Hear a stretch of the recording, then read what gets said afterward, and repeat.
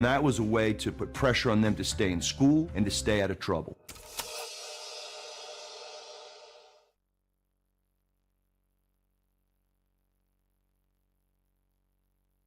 There are no new clues. An entire community wondering if a killer is on the loose. Another missing woman from Yosemite National Park.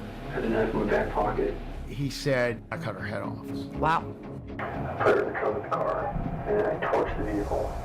But then he says, and there's more.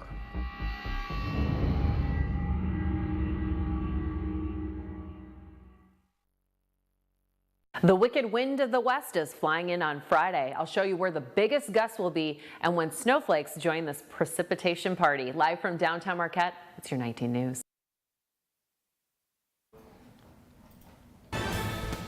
Good evening, everyone. I'm Sarah Blakely. Tonight on your WZMQ 19 News, a multi-state search is underway for the suspect in a mass shooting in Maine last night, where things stand and what we know about the suspect. Plus, a tentative deal is made between Ford and the UAW, but when will work resume on assembly lines? UAW workers share how they feel about the deal. And the recipients of hundreds of thousands of dollars in grants thanks to a local health foundation. Your 19 News starts now. Live from the UP, this is WZMQ 19 News at 11. Another rainy night for us, and Eric, can we expect some more patchy fog like last night too? Yeah, we'll probably see some of that this evening, even into our morning, Sarah, so make sure you've got those low beams on when we leave tonight. And for your morning commute, friends, especially if you are in the northwest portion up there in Houghton and the Keweenaw for the morning and into the afternoon, maybe even Saturday, we'll expect winds to be very gusty over in that area. We could see gusts, though, across the UP, and then a chance of rain and snow mixing in on our Friday afternoon and evening, maybe even on Saturday. Today, a high of 48 at the National Weather Service. I've got your Halloween outlooks and more after the break. Thank you very much, Ariane. New details tonight as a multi-state search is underway for a U.S. Army reservist who police say fatally shot 18 people at a bowling alley and a bar in Maine last night. State officials have ordered residents in southern Maine to shelter in place. Mike Sullivan is in the city of Lewiston with the latest on the manhunt. Armed agents surrounded a home belonging to 40-year-old Robert Card, the prime suspect in Wednesday night's shooting at a bowling alley and a restaurant in Lewiston, Maine. Over a bullhorn, they shouted, "We know you're inside, come out with your hands up." But Maine Department of Public Safety says that's a standard search warrant announcement. He should be considered armed and dangerous. Police say Card walked into the bowling alley with an AR-style weapon and opened fire, killing 7. We have an active shooter. We have multiple injuries. He then traveled to a nearby restaurant and killed another 8. 3 victims later died at the hospital. What makes this crime so heinous is in a typical year, Maine might have 22 murders, and last night we almost approached the number for the entire year. As of today, there are at least 8 people still recovering here at Central Maine Medical Center in Lewiston. 3 are listed in critical condition. Card is an Army reservist who was hospitalized this summer for mental issues, including hearing voices. Card's cousin, Michael Mercier. He's got a lot of problems up in his head right now. One of them's schizophrenic. Investigators recovered this car registered to Card, abandoned near a boat launch in a nearby town. Police say he owns several weapons and is an expert marksman and avid outdoorsman. Law enforcement intelligence officials say Card's girlfriend recently dumped him. They're calling it a significantly destabilizing event, but say the exact motive for Wednesday's shooting is still unclear. In Lansing, new legislation is seeking to address emergency medical personnel shortages across the state. Representative Dave Preston from Michigan's 108th House District introduced 2 bills he says will remove some of the pressure on EMS. The first bill lowers the age requirements for EMS to 17. The other extends temporary licenses for EMTs and paramedics. Preston says in his experience as a paramedic, he's seen firsthand how the shortages are affecting EMTs, and he hopes to continue to introduce policies to assist emergency medical service workers. so that's where my goal is right now, is to try to put EMS on a firmer footing, layer by layer, piece by piece, increment by increment. Both of those bills are currently awaiting action in the House. We have more information about this on our website, WZMQ19.com. UP Health Systems Market President and CEO of the Marquette Hospital is stepping down from the role after just 4 years on the job. Gar Atchison has accepted a new position in his hometown of Petoskey to be closer to his family, effective late November. He's been with UPHS since 2019 and helped guide the hospital during the COVID-19 pandemic not long after he came on board. In a statement, Atchison said the decision to leave was a difficult one and is, quote, honored to have been part of UPHS and called the Upper Peninsula home. UPHS Marquette's current Chief Operating Officer, Tanya Darner, will take over as interim CEO. A popular family-owned restaurant in Marquette is assessing the damage after a fire this evening. Marquette City firefighters were called to Jeffrey's Restaurant on McClellan Avenue around 6:30 tonight. Crews found the building filled with smoke and a fire in the kitchen area. The fire was knocked down and fire crews left the scene around 8 o'clock. No injuries were reported and a damage estimate to the building is unknown at this time. A Marquette City Fire Department investigator is on the scene to search for a cause of the fire. Now that the strike at Ford is over, when do workers get back to the assembly line, and what do they think of the tentative deal? Andres Gutierrez met with union members right across the street from the Ford, Michigan assembly plant in Wayne. I'm glad that they were able to squeeze every penny that they could, out of the company. To Walter Robinson, a 25% raise that'll bring the top wage at Ford to more than $40 an hour is a sweet deal. So is bringing back the cost of living adjustment. It's definitely going to be life-changing for the people, some of the people that came in after 2008. And it's definitely going to be a career and not just a job. It's the way Stacy Tompkins looks at it, who has worked at the Ford, Michigan assembly plant for 34 years. I'm very happy with the contract. And I'm a legacy employee, so in all actuality, people are going to say, well, we don't get as much. But I don't feel that way. I feel we've paved the way for the younger generation, just like my father's generation paved the way for us. As the ratification process plays out, she and others at Local 900 are waiting to receive a robocall with instructions on when and how to return to work. Here's how that's shaping up. I'm sure there's a mad scramble to get production going right away. But first, Ford has to contact its suppliers and make sure they've already called back anybody that they laid off so they can start production. And in fact, those Tier 1 suppliers are going to have to contact their Tier 2 suppliers and make sure the same thing happens.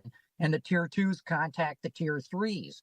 In addition to that, the automakers are going to have to make sure that the truck haulers are ready to start hauling cars from the factories to the dealerships. So there's this big machine that's got to get started again. In the meantime, Local 900 will keep its pantry doors open. But once we get back to work, we will, I think, be slow running. So it's going to take time to build back up. And these things, like staple things in the household, will help lessen the blow. The UAW National Ford Council will be in Detroit on Sunday. If they like the tentative agreement, they'll start sharing specific details of that agreement later that evening to Ford's 57,000 UAW members who will ultimately vote on it. So the pressure is now on GM and Stellantis. The latest book by a UP author is now available, and some of the places she writes about may be familiar. J.L. Hyde has written 6 murder mystery novels, 4 of which are set right here in the Upper Peninsula. Her newest release, Grady Lake, is about a fictional town inspired by her early years spent at Round Lake in the Hiawatha National Forest. Hyde says she loves incorporating pieces of Delta County into her work. Excellent childhood growing up in Delta County, so it's just a really easy place to write about. People have really been resonating with it, not only Michiganders, but people around the nation that just love summers by the lake, so it was a lot of fun to write. Hyde will be signing copies of Grady Lake this Saturday from 5 to 8 p.m. at Lee's Garden Winery. Books will also be available for purchase for $20, and $2 from each sale will be donated to Pink Pumpkin of Delta County. Tonight, the Superior Health Foundation is turning a spotlight to the many projects and developments that have been made in health care and those who make it happen. WZMQ's Mitchell Reif has the details. This evening was the Fall Grant Celebration where Marquette's Superior Health Foundation recognized mental health services, educational initiatives, and youth-focused projects throughout the state. To be able to provide funding all across the entire Upper Peninsula and serve all 15 counties, I think is incredibly important for us. We take this very, very seriously, and we're honored. This year's awards flew over $900,000, and the executive director of SHF says there continues to be a need to address pediatric mental health throughout the UP. We're going to be doing a little more than $700,000 to 7 different organizations to provide the funding that they need to make sure that our children have the right resources in place to deal with mental health issues that are really paramount in our society. Many organizations receive funding tonight that will head toward the whole student with school indoor agriculture programs and even a new day treatment program initiated by the Great Lakes Recovery Center. Their initiative aims to help students in school who are struggling with mental health and educational needs in a traditional classroom. It allows us to be able to kind of all-encompass with the student and then give them the coping skills and reintegrate them back into a traditional school. Michigan State University also received an award tonight to help fund primary care practices. The university says in addition to supporting pediatricians and family physicians, it'll be hiring a pediatric nurse practitioner who specializes in child psychiatry. We want to help them be able to screen for these conditions, do a great job of treating these conditions, and referring children with these problems to specialized care when it's necessary. Organizations say facing pediatric mental health issues and supporting our future generation is a team effort in education and in more resources. Mitchell Reif, WZMQ 19 News, Marquette. Your first warning weather forecast is coming up after this break. Plus, meet the NMU's super fan who hasn't missed a home football game in decades. Her special relationship with the players and the bucket list items she's crossing off this weekend. And later, a new report shows consumer spending was up in the latest quarter. What analysts are expecting as the year comes to a close. 19 News is brought to you by Kirkish Furniture. Sleep better with a new mattress from Kirkish Furniture. We proudly feature made in the Midwest Restonic mattresses. Try one out today and compare other major brands. Let our sleep specialists help you find the bed of your dreams at Kirkish Furniture.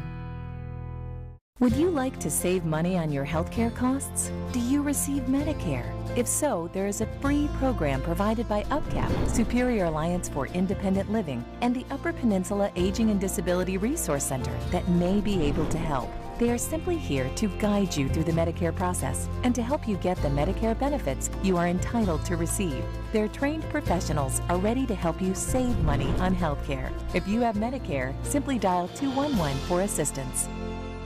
I'm Lily Simmons. Watch my reports from Escanaba and Delta County only on WZMQ 19 News. Hi friends, Richard Karn here. Now I'm known as the guy who can fix just about anything, but the technology in most appliances requires very special training to fix. And that's why my family has Choice Home Warranty. Choice Home Warranty covers over 25 major home systems and appliances. That's your AC, heating, plumbing, kitchen and laundry appliances, and so much more. Imagine for less than a cup of coffee a day, Choice Home Warranty can help protect you from expensive major system and appliance breakdowns that your homeowner's insurance doesn't cover. Call Choice Home Warranty now and get access to a nationwide network of over 15,000 technicians and the latest appointment setting technology so you'll know when they're on their way. So, do what this old DIYer did and call Choice Home Warranty now before something breaks down. Get protection for your heating, AC, plumbing, kitchen and laundry appliances, and more. Call for your free quote today. Call in the next 5 minutes and get your first month free. 800-418-1754. 800-418-1754. Now, WZMQ 19 News First Warning Weather with Ariane Stasek. Man, I feel like fall just got here, but winter is coming. And take a look here. We've got gale warnings for Lake Superior till 8 p.m. on Friday for the west half, and then the east half there until 11 p.m. Could see waves up to about 12 feet and maybe gusts up to 45 miles an hour, or 45 knots, I should say. Wind advisory also for Houghton and Keweenaw counties, where we could see 45-mile-an-hour winds. Possible tree damage, maybe some power outages up there. So just a heads up. Make sure you tie down anything that might not be tied down. Winds primarily coming out of the north, but and the east. We'll see those change direction coming out of the west, especially in our Friday morning and afternoon. As you can see, it's going to be very gusty over there on that northwest portion of the UP, even into the central portions as well. But keep your eye on Ontonagon, where we could see 25, 35, and 40-mile-an-hour winds, as well as the upper Copper Country counties. All right, those gusts hopefully dying down just a little bit on our Saturday, but taking a look at the next 3 days, we've got some snow showers in the forecast, and those temperatures, friends, are going to be chilling out on Friday evening with those windy conditions as well. And then Saturday, we're expecting the daytime temps to also be very chilly. Right now, we are in that 40 to 50 degree range. Tomorrow, though, we could see close to 53 degrees down there in Menominee, so just a little bit warmer down south, but everyone else around 45 degrees. As you can see, those snow showers are getting closer and closer as we've been looking all evening. Mostly precipitation to the west, southwest of us and the southeast of us, but we have seen some scattered showers here and there along the Lake Michigan coastline. As you can see, some showers creeping in this evening on that current radar. So take a look overnight. We'll expect mostly cloudy skies, and then Friday morning, maybe some sprinkles on the far west and east portions of the UP throughout our day in the afternoon, and then around 7 p.m. we'll expect that wintry mix to start moving in Gogebic and Ontonagon counties into the Friday night as well. And then Saturday morning we could see more snow showers on the way. Take a look there as it hits most of the northwest there. Maybe some more showers for the other counties here, but our 7-day outlook, we're seeing those temperatures drop on Saturday and Sunday. Friends, it's going to be very chilly on our Halloween on Tuesday. Make sure you are prepared for that for your kids, yourself. Bundle up. It's going to be a cold one. Thank you very much, Ariane. It's easy to find die-hard fans of any sports team around the country. Well, one NMU Wildcat fan has taken her support of the team farther than just cheering from the sideline. WZMQ's Scott Minshaw shares her story.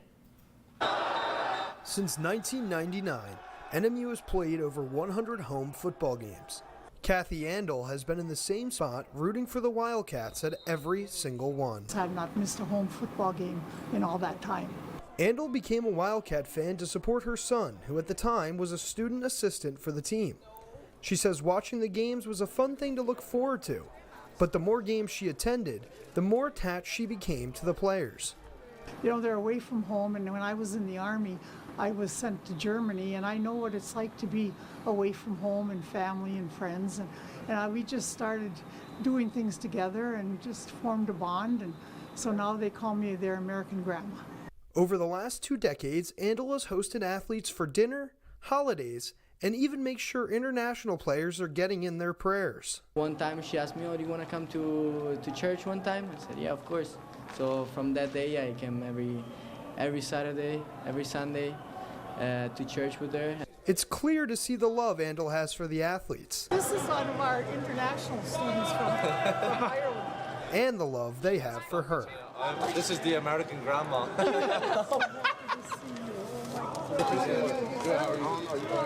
Andel needs a walker and oxygen tank to get around the stadium.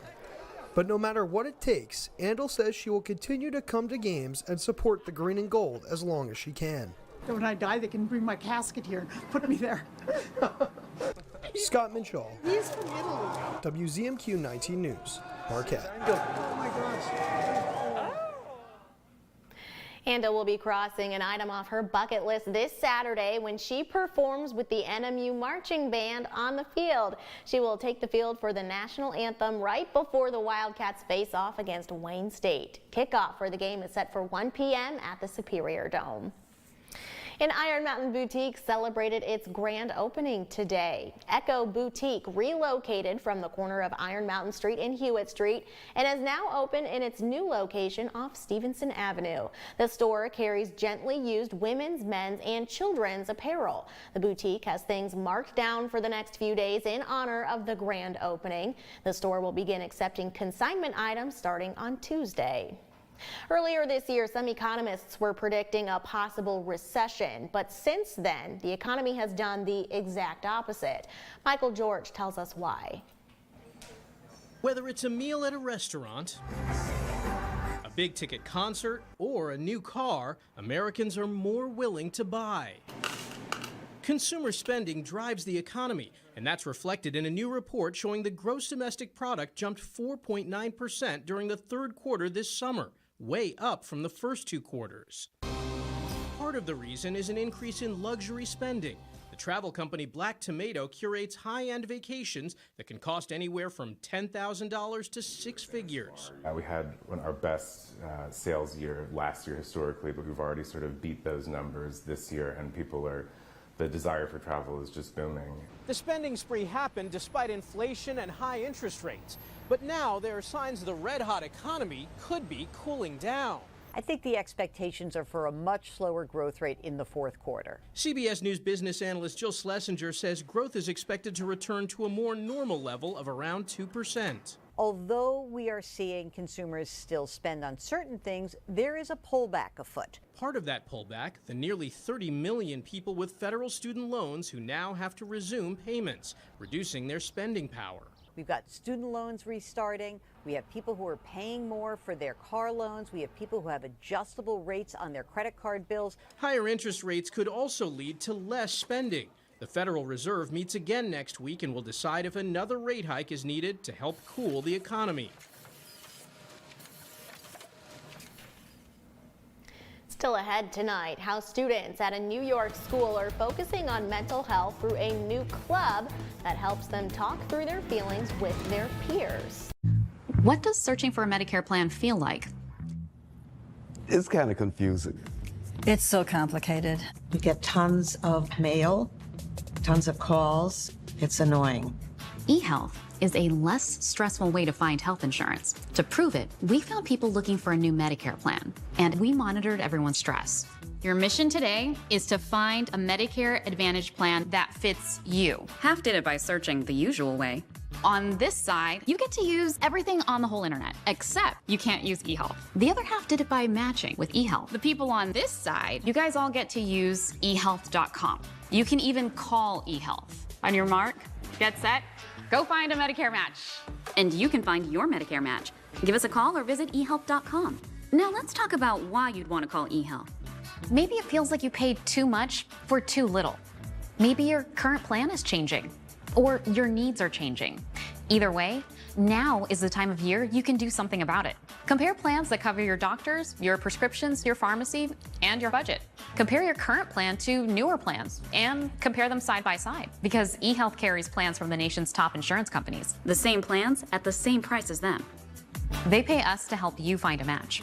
That's how eHealth is always a free service. Now, let's check in on those two groups, searching and matching. Searching side? I mean, this could take days. eHealth side?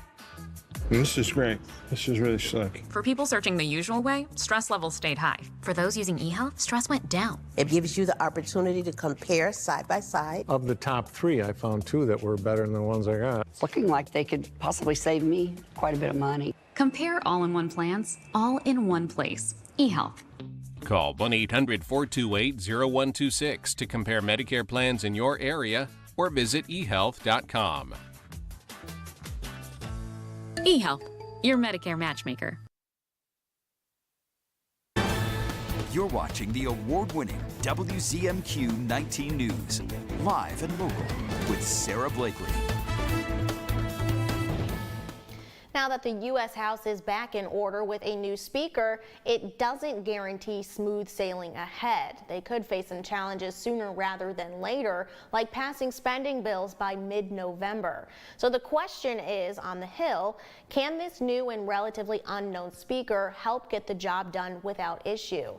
Our Washington, D.C. correspondent Rachel Knapp has the report. The People's House is back in business. Mike Johnson of Louisiana won the gavel on Wednesday, making him one of the most influential and powerful leaders in Washington. Nobody knew Johnson's name before last week, and that actually helped him secure the speakership. Todd Belt, a professor and director of political management at George Washington University, says the new speaker will have a bit of a honeymoon period in his new role, but that might end soon. Now that the House is back in full order, they need to finalize spending bills before mid-November. The new speaker is going to have to keep everybody together, and some of these hard-right conservatives said that they wanted much deeper cuts than what was negotiated between McCarthy and the president. The Senate is on board with those, and he's going to have to work with the Senate. It won't be an easy task for the new speaker. Under former Speaker Kevin McCarthy's leadership, we saw how just a handful of hard-right Republicans held up these spending bills from passing through, demanding steeper cuts and wanting to add conservative changes to some military policies. McCarthy, working across the aisle, became the tipping point for some House Republicans and a reason why they voted to oust him. Ultimately, he needs Democratic votes, whether those votes are in his chamber or those Democratic votes in the Senate. Oh yeah, and by the way, the president is also a Democrat too. So he can't just push through whatever the hard right wants. In Washington, Rachel Knapp, WZMQ 19 News. Belt says one of the biggest challenges Speaker Johnson will face is learning how to cut deals with people who could potentially be impediments when he wants something to pass through. Another challenge Belt says to keep watch for is about how the speaker will react to hot button issues like gun control. We could hear calls for Congress to do more on gun control following last night's mass shooting in Maine. A charter school system that got its start in New York City is setting a new standard for mental health care on campuses everywhere. Jesse Mitchell reports on the popular program.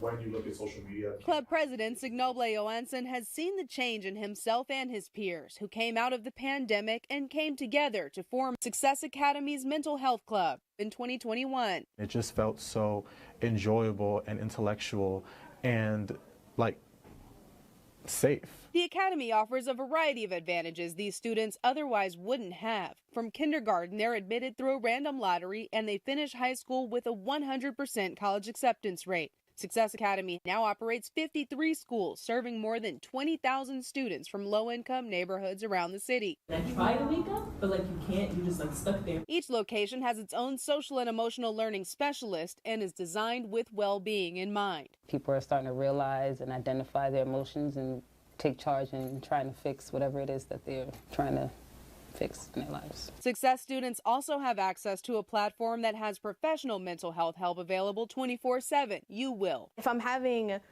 self-body issues on this certain day, I'm like, okay, I want to work on that. Or I have something I'm stressed. I could work on that as well. Even just telling a friend, I'm going through this, is really what is going to get us to a better future. From confidential conversations to communal chats, these kids can confidently chart their own path to success. Some high winds could knock you over in the Keweenaw tomorrow. Ariane has the outlook on the way. And it's not just for humans. The pets in Florida that donned some Halloween costumes for a fun contest. That's our final story after this break.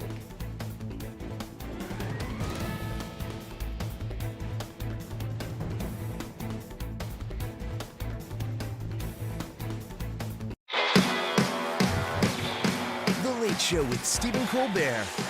Why are we whispering? New tonight on CBS. Shop our huge selection of Amish-crafted dining room sets at Kirkish Furniture in Houghton. Browse our large in-stock collection and customize with a special order. With 1-year no-interest financing available, plus free delivery. Shop Kirkish Furniture today.